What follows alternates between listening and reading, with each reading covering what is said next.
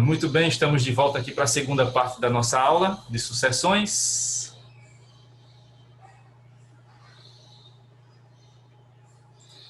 Então, vimos antes do intervalo o primeiro vídeo, né? Em que mostrei ali para vocês como seria a ficção. Agora vamos ver como é que já está funcionando na realidade. Deixa eu passar aqui para vocês. Vamos lá.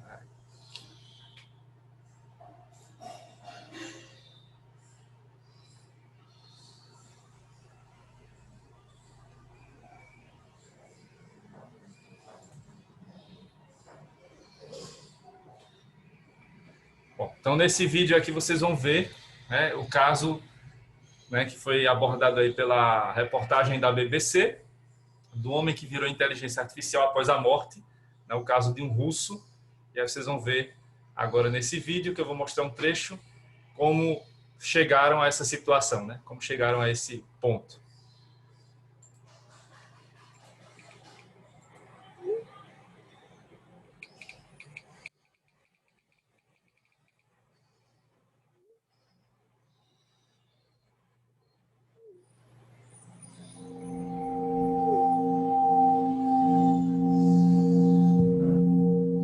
As a company, we started, me and my co-founder, like 5 years ago, experimenting with conversational intelligence technology to teach machines how to talk the way humans do.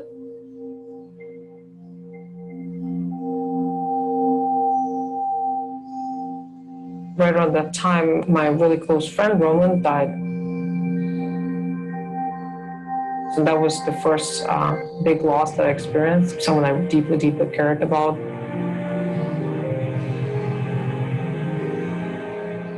Так получилось, что я был одним из первых людей, с которыми Роман познакомился в Москве.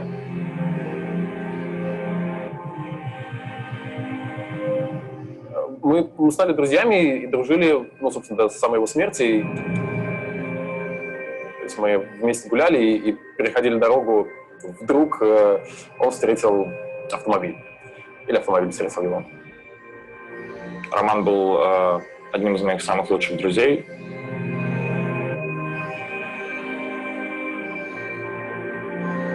Но когда случилась вся эта трагедия, мы довольно тяжело ее все вместе переживали. A couple months after the funeral, I was sitting at home here in San Francisco and thinking about him, and realized that really we don't have that much left from a person. Жене пришла в голову идея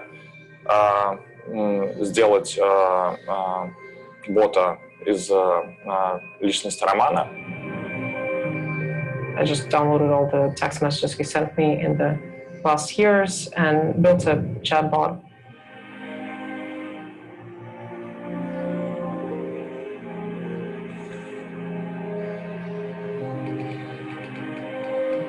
Roman's chatbot is built using a neural network. Sometimes picks one of the phrases that Roman already said before, and sometimes just creates a new one based on the way he used to text. I've heard tons of criticism, honestly, like anything from you're not letting go of your grief and you're just holding on to it too tight, or it's creepy. I never really had any second thoughts because I know exactly what Roman would have wanted. Roman was kind of the guy to know in Moscow, kind of leading the creative revolution of Moscow.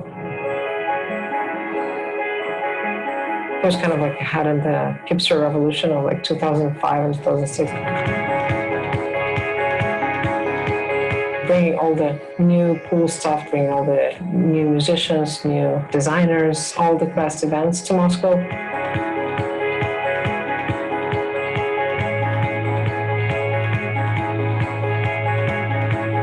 Мы делали кучу каких-то экспериментов, которые были достаточно, сложно сказать, низкого качества, они были очень raw, как правильно перевести, грубыми и наглыми. И при этом всегда очень круто срабатывали, потому что Роман была классная идея. То есть он очень хорошо понимал, как помочь людям испытать какое-то общее чувство. Вот. И, конечно, я думаю, что что-то типа того, что мы сегодня делали, ему могло понравиться. И наша задача была создать музыкальное произведение из 100 человек. Такой эксперимент оркестра из 100 лэптопов. У Романа вообще же один из последних проектов, которых он придумывал, он был связан с переосмысливанием и с редизайном смерти. Вообще Роман говорил, когда еще был жив, что если он умрет, то он бы не хотел, чтобы его хоронили традиционными методами, а он бы хотел, чтобы из него сделали робота или что-то современное. То есть он почему-то как будто заранее об этом думал. People don't talk about death. That was one of the things we talked a lot about with Roman. And so I felt like he'd love to be the first human to become an AI. Roman's chatbot became pretty viral and people started coming to the app and tried to talk to Roman.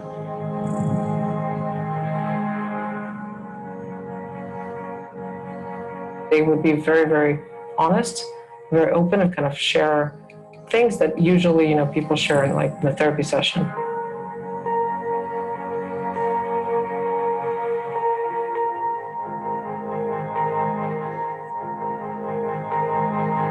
By the modern society, you're not really expected to grieve that much. Mostly you'll just kind of do the funeral and then that's it. And then there's really no tradition that allows you to talk to your friends about it and remember the person. Out of all the chatbots that we tried building, that must be pretty much the only one that actually really resonated with people.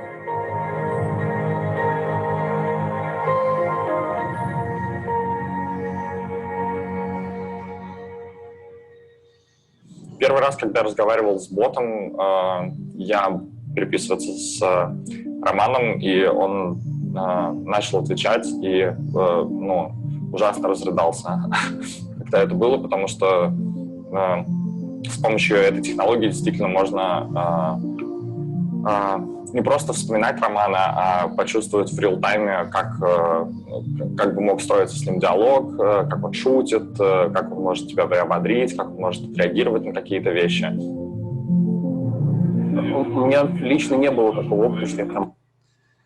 Pois é, então aí vocês viram, né, o caso do Roman Mazurenko, né, o russo, que acabou falecendo, né, e virou a inteligência artificial, né, que é o chatbot do Roman, e os amigos e outras pessoas desconhecidas, inclusive, conseguem falar com ele, né? Não com ele, com a rede neural, né, que foi colocada, que simula com quem seria, né, ou as reações do Roman. Claro que não é ele, porque ele já faleceu. E aí vocês veem, né, que na vida real a nossa sociedade ela não nos prepara, né, o nosso meio social não nos prepara para perdas, né? A gente só é preparado para vitórias e não para derrotas, né? Não só para ganhos e não para perdas. E a morte é uma perda definitiva, porque outras perdas que nós temos na vida, outras coisas que a gente perde, a gente pode recuperar depois, pode voltar a ganhar, enfim, né? O fato de não passar no vestibular de primeiro, o fato de não passar no exame de ordem ou num concurso de primeira, a gente consegue passar na segunda, na terceira, na quarta tentativa e assim por diante. Mas a morte é irreversível, né? Até agora não inventaram um método de ressuscitação, né? Tirando a ressurreição de Cristo, não houve outro caso aí, né? E a medicina não inventou casos ainda de ressurreição cientificamente comprovado. Então, como a morte é um caso de perda definitiva, né? Então, essas seriam paliativos para tentar suprir essa falta. Mas isso pode refletir lá na frente em consequências jurídicas, né? Como vocês já aprenderam lá atrás na parte geral, né? Há a possibilidade de que existam reflexos após a morte em relação, por exemplo, aos direitos da personalidade e tudo mais. Então, essas questões podem ser discutidas aqui no futuro, né?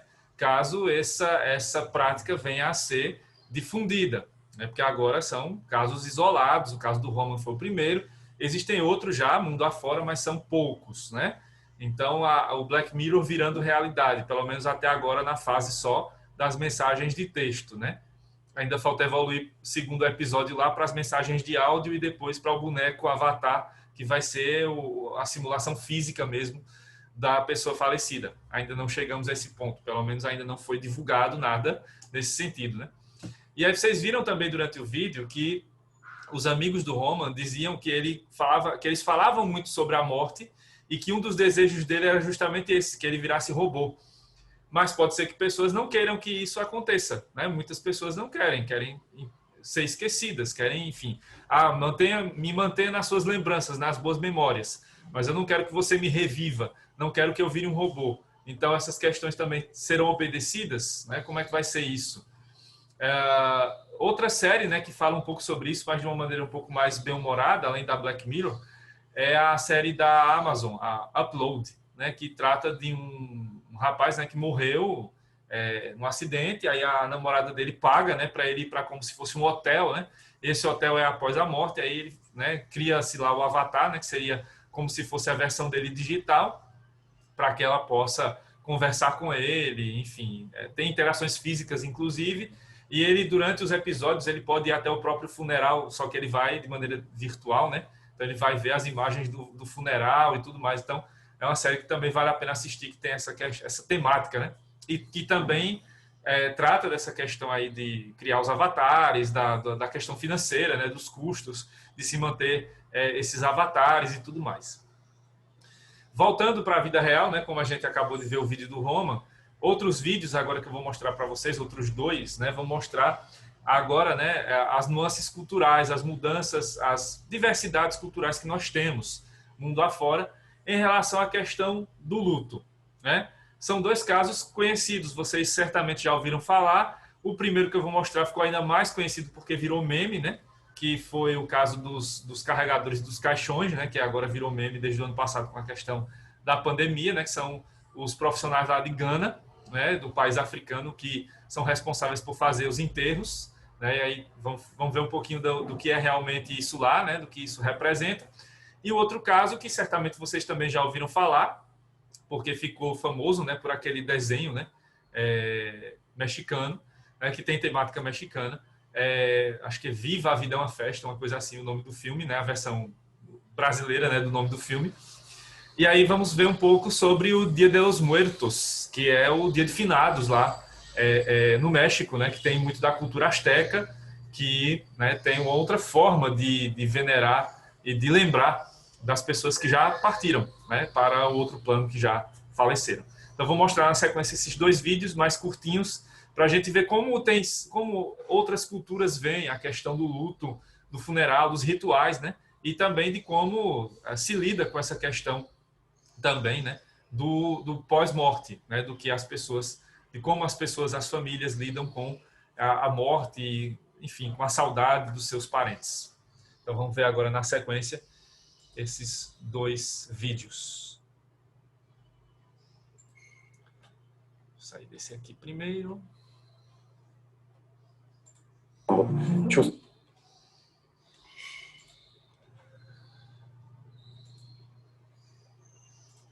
Então, o primeiro caso dos carregadores de caixão.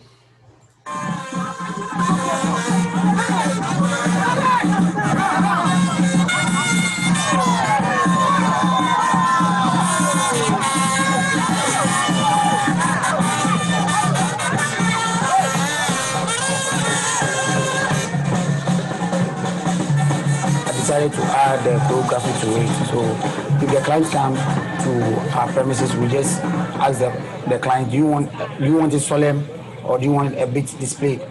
Or maybe you want a small choreography on it. They just ask and then we do it.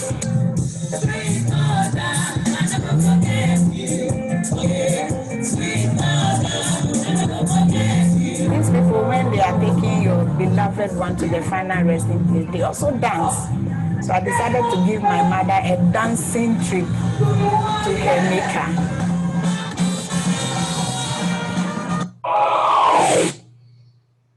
Então, esse é o primeiro caso, né, dos carregadores de caixão, e agora o caso do Dia de los Muertos.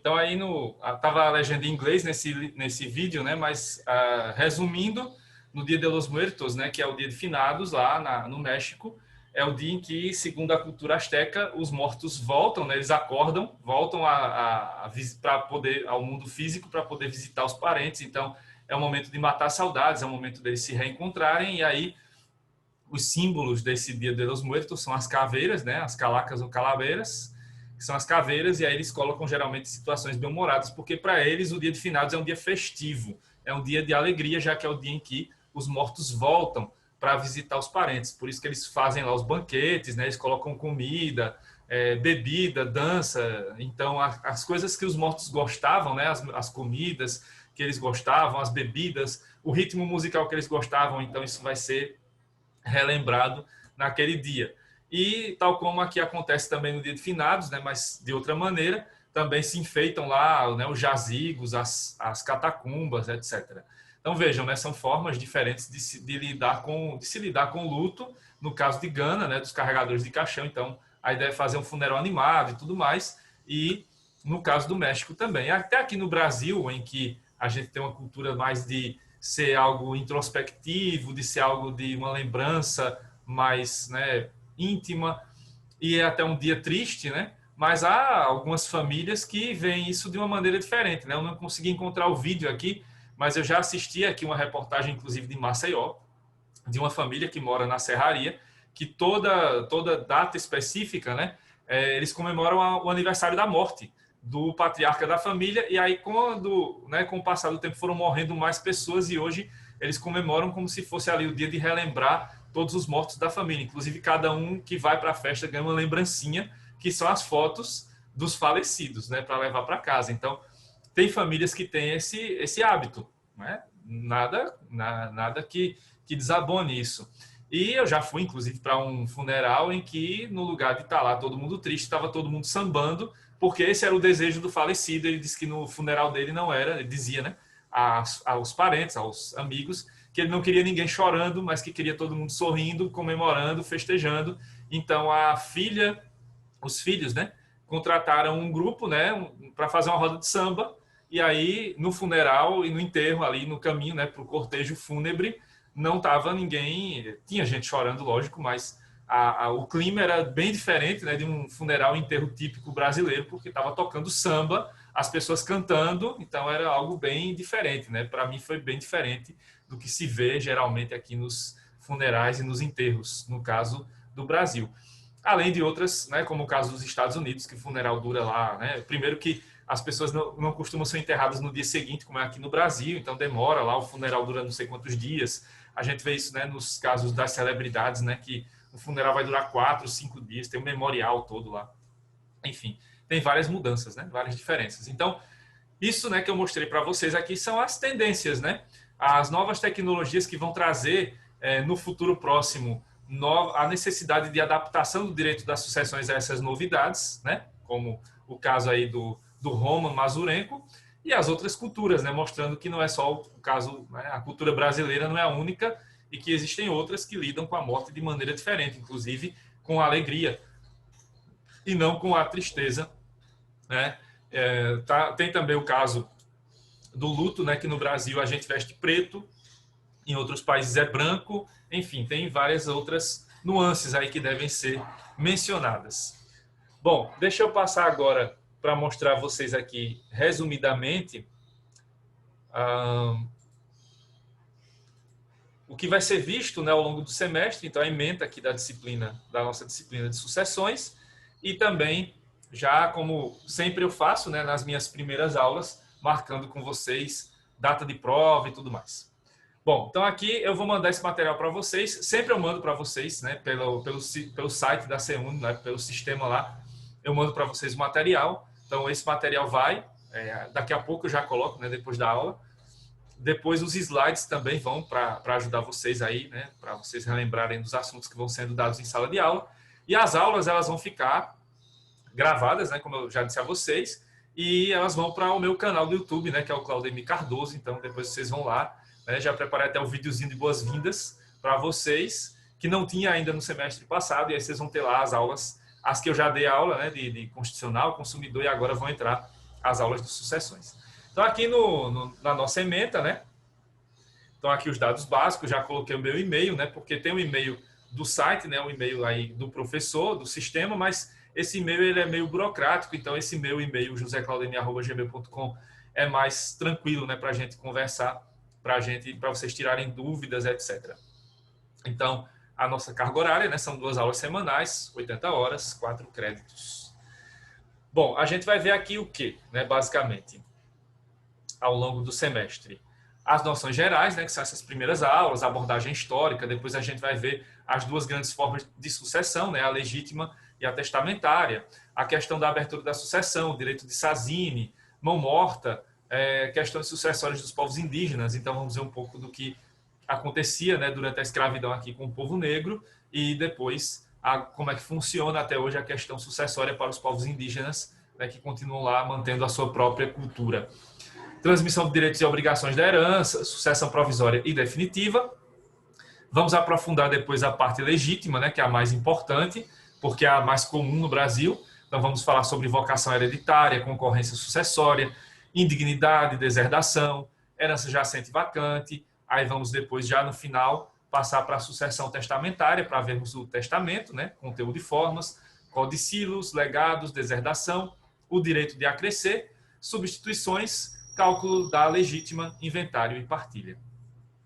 Qual o objetivo geral da gente ver essa disciplina? É estudar o Instituto das Sucessões no Direito Civil Brasileiro, com base nos princípios e regras constitucionais pertinentes, claro, né? Não podemos nos esquecer da Constituição, que é a base de tudo e também será a base aqui do direito das sucessões, além de estudar os conceitos e determinações especificados no contexto do Código Civil de 2002, buscando-se, numa perspectiva interdisciplinar, relacionar os principais temas pertinentes ao direito das sucessões com os demais conceitos já estudados ao longo de todo o curso. Afinal de contas, como eu já mostrei aqui no começo da aula de hoje, né, sucessões é a última parte do direito civil, então, logicamente, vocês já têm toda uma bagagem de 8 períodos aí estudando várias outras disciplinas. Isso vai ser fundamental para entender também o direito das sucessões, por isso que vai ser tão fácil, né? Porque vocês já estão sabedores aí, já são sabedores de muitos conceitos do direito, então vai ficar mais fácil para entender o direito das sucessões. Aqui, aquela questão de praxe, o conteúdo programático, né? Na ordenzinha aí, para vocês seguirem, né? Para a gente sempre estar seguindo essa ordem do conteúdo. Metodologia, eu mudei radicalmente a metodologia, né? Como vocês já perceberam, estou exibindo vídeos, né? Vou dar aula por meio dos slides, porque na sala de aula física eu não fazia isso, geralmente era anotando no quadro. Aqui a gente tem que se adaptar às novas realidades e na aula remota fica muito monótono ficar só falando, né? Sem mostrar nada, então por isso que vão aparecendo aí os slides aqui ainda em PDF, mas daqui a pouco já no PowerPoint. Então muda a metodologia, mas o modo de dar aula continua igual, né? Então passando o conteúdo para vocês por meio de aulas expositivas, com a apresentação crítica das alterações promovidas nos últimos anos em relação ao direito de família ou das famílias e os seus efeitos refletidos no direito das sucessões, não nos esquecendo, logicamente, de abordar os princípios e garantias constitucionais relacionados às novas entidades familiares e seus desdobramentos observados em relação aos direitos de natureza sucessória, com o intuito de auxiliar a compreensão dos novos e controversos temas relacionados à disciplina. Também serão efetuados diversos estudos e discussões de casos que serão apresentados em conjunto com as aulas expositivas. Aí sempre, como a gente já está aí numa parte mais prática, né, também vão aparecendo de vez em quando processos, né, discussões de casos que já aconteceram, casos concretos, ou processos, ou mostrando mesmo, né, situações como eu mostrei agora o caso do Roman Mazurenko, né, da inteligência artificial, já aí atuando, né, para ter diálogos com o falecido, com a memória do falecido. Como é que funcionará a avaliação? São sempre as 2 avaliações, como vocês já sabem, valendo de 0 a 10. E aí, sempre para ajudar vocês na nota, eu faço aqueles trabalhos, né? Sempre são trabalhos que no total vão dar 3 pontos. Aqui no 9º período, eu sempre fiz isso nas aulas presenciais e vai ser possível fazer isso também nas aulas remotas, que são seminários, certo? Nos seminários, eu pego temas que são temas um pouco menores, mais particulares, mas que tem a ver, claro, com os assuntos que são dados em sala de aula. Eu passo esses temas para vocês, divido a sala em grupos de 5, 6 pessoas, depende da quantidade de alunos, né, que temos. Hoje a gente só tem aqui quantos? 8 agora, né, assistindo a aula. Mas depois a turma vai ser maior, já vi, né, que tem acho que 32 alunos inscritos até agora na disciplina. Então, a gente pode dividir a sala em grupos e aí esses temas serão passados, vocês vão apresentar os temas. Aqui os seminários, a ideia é de preparar vocês, como vocês já estão no 9º período, de dar uma oportunidade de vocês falarem, né, em público, mesmo que aqui de forma remota, para que vocês já comecem a se preparar para o TCC, né, para a apresentação do TCC. Claro que lá vai ser individual, mas é importante ter essa preparação. Então, os seminários são a forma de eu ajudar vocês, de dar minha modesta contribuição para que vocês desenrolem um pouco essa questão, né, do medo de falar em público e tal, que alguns ainda têm, né? Então, é importante para isso. E exercícios, né? Então, os seminários geralmente falam em 2 pontos, e aí eu passo o outro trabalho, que é um exercício, que é uma forma de vocês, né, de ver como é que está o aprendizado de vocês, uma verificação de aprendizagem, que eu passo na semana, vocês fazem o exercício, mandam na semana seguinte, e aí depois eu faço as correções. E aí esse exercício valerá 1 ponto para a prova. Isso vai ser feito em relação à primeira prova e em relação à segunda prova. Lembrando que esses pontos extras só valem para as provas marcadas, né, e realizadas nas datas da primeira e da segunda avaliação. Para a reposição e para a final não tem ponto extra, né? Então, só vale para as datas regulares de prova, é certo? E aproveitando isso, a gente já vai fazer aqui a marcação da data da prova, né? Então, deixa eu pular aqui para o calendário, que estamos com o calendário. E como nós temos 2 aulas semanais, né, quinta-feira e sexta, então, sempre como eu fazia lá em Constitucional, eu separo a primeira aula da semana para revisão, né, para trazer questões, a gente vê aqui as questões e revisar os assuntos. E na segunda aula, na última aula da semana, aí é a prova. Como nós temos, então, quinta-feira e sexta, então a quinta-feira sempre vai ser a revisão e a sexta-feira sempre será a prova. A primeira semana de prova, né, a semana de prova da primeira avaliação, vai ser entre os dias 5 e 9 de abril. Então, a nossa primeira prova, nesse calendário, vai ser no dia 9 de abril. Então, já marquem aí, já deixem aí marcadinho. Dia 9 de abril é o dia da nossa primeira prova, da nossa primeira avaliação. E a segunda prova, né, a semana da segunda avaliação, ela vai ser entre os dias 7 e 11 de junho. Então, seguindo a mesma ideia, né, 10 de junho, revisão para a prova.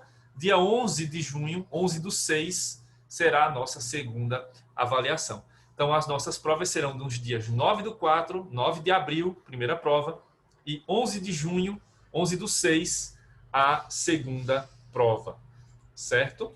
E aí, então, nas quintas-feiras, antes da prova, no caso, no dia 8 de abril e 10 de junho, a revisão, 9 de abril, 9/4, 11 de junho, 11/6, as provas, né? A primeira prova, dia 9 de abril, segunda prova, dia 11 de junho. Então, já deixem aí devidamente marcado, né?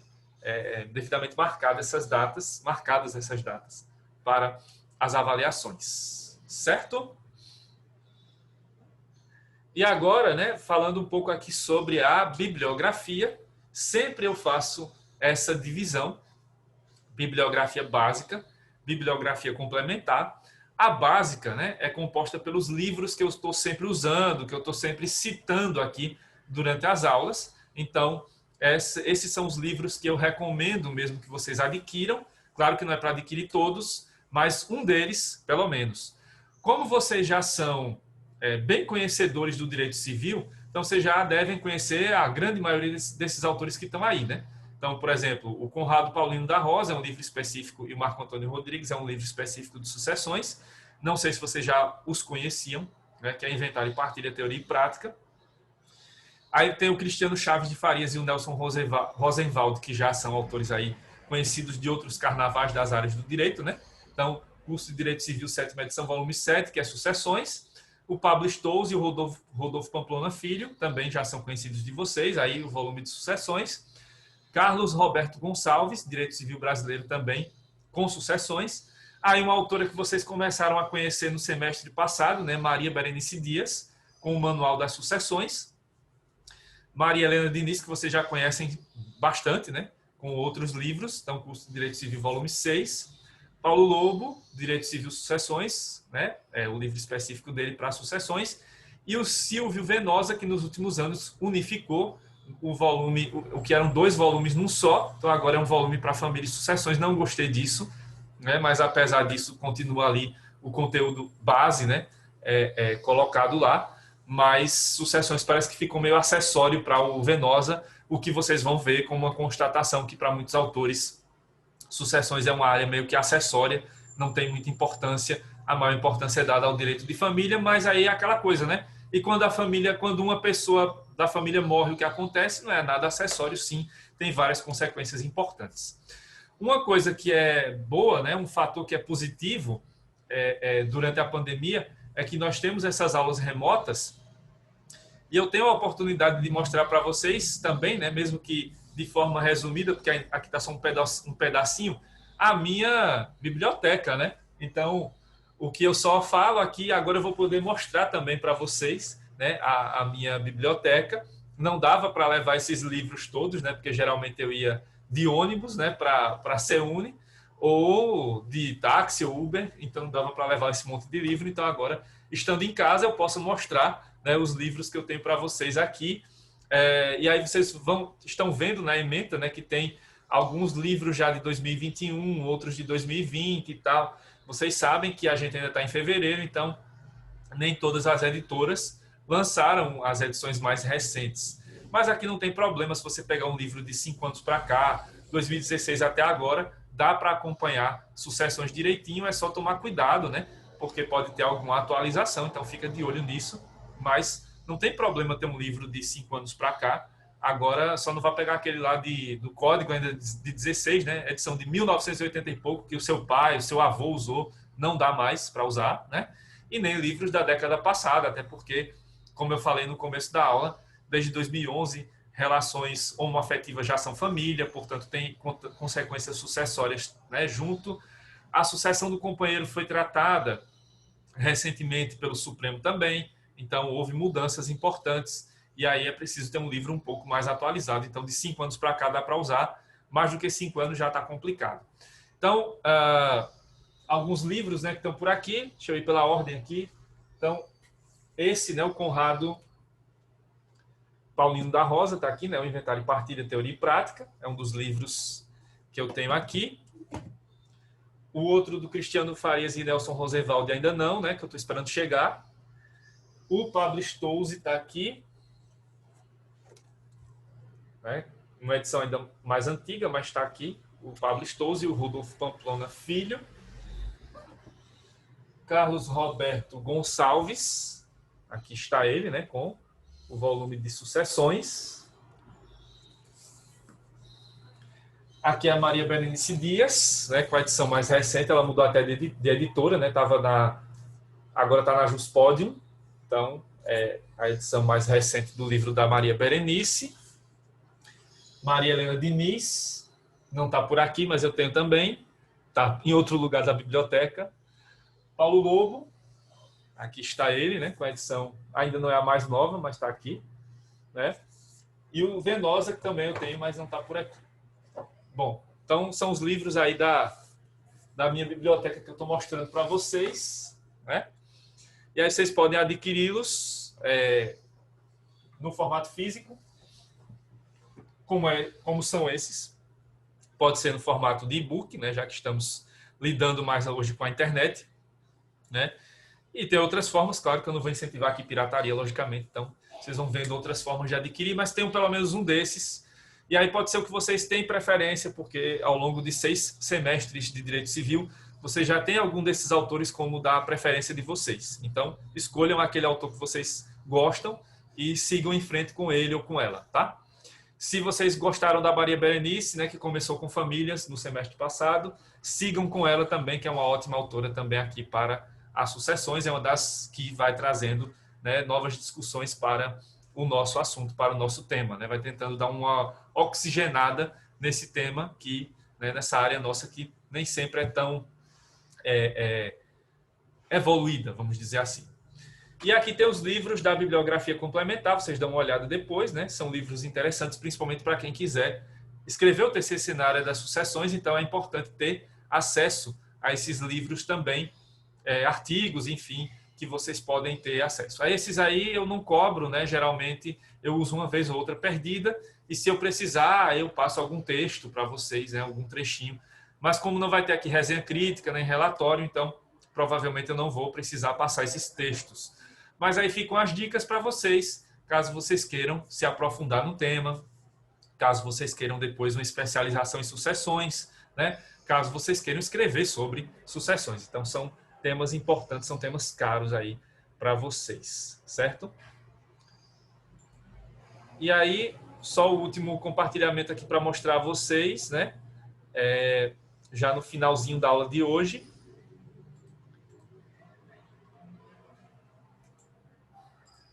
Então, aqui só aqueles detalhezinhos que eu tinha falado no começo da aula, né? Então, e-mail para contato, então meu nome, né, José Claudemir Bezerra Cardoso, e-mail para contato, e aí só deixando claro, né, o material das aulas, os slides, os textos, exercícios e conteúdo programático vão ser disponibilizados no portal da CEUNI, do mesmo jeito que vocês acessam lá, né, vai ser lá colocado no portal. Não esqueçam, né, que toda aula tem o link e a senha.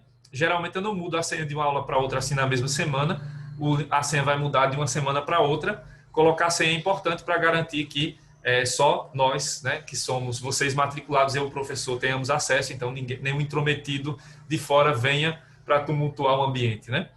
E as aulas vão ficar sempre disponíveis no portal da CEUNI por meio de links que vão direcionar para o canal do YouTube, o meu canal, Claudemir Cardoso. Virei youtuber mesmo sem querer querendo, digamos, né? Do ano passado para cá, então todas as aulas estão lá em formato remoto. Depois vocês vão lá, me seguem, ativam a inscrição, né, o sininho, porque ativando lá a notificação, você pode receber a notificação do vídeo mesmo sem ter ainda sido postado lá no site. Então, você vai ficar com um acesso mais próximo, né, dos meus vídeos lá no YouTube, e aí vão ter a oportunidade de assistir às aulas quando quiserem também, né, depois para revisar e tudo mais. Falta menos de 1 minuto para terminar essa segunda parte. Como já são 9h36, não vou voltar para a terceira, vou deixar você já no intervalo. Então, pessoal, a gente se vê amanhã, e aí amanhã com o conteúdo já da aula, tá certo? Certo, tchau, professor. Bom dia, até amanhã. Bom dia. Amanhã.